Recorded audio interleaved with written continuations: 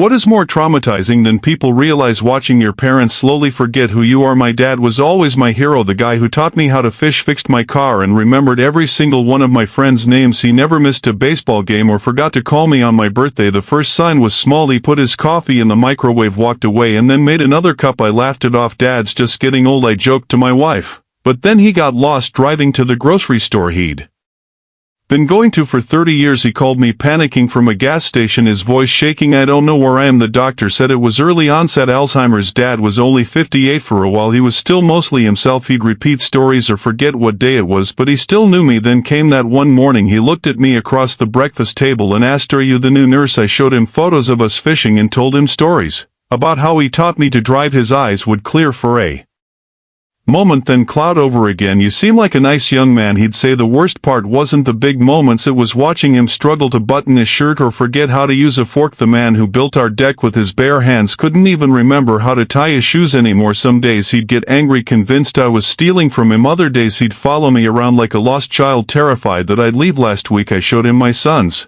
baseball trophy. For just a second he smiled his old smile. "That's my grandson," he said clearly. Then he frowned. "What's his name again?" I visit him every day at the care facility. Sometimes he knows me, but mostly he doesn't. But I keep showing up because somewhere inside I believe he knows that someone who loves him is there.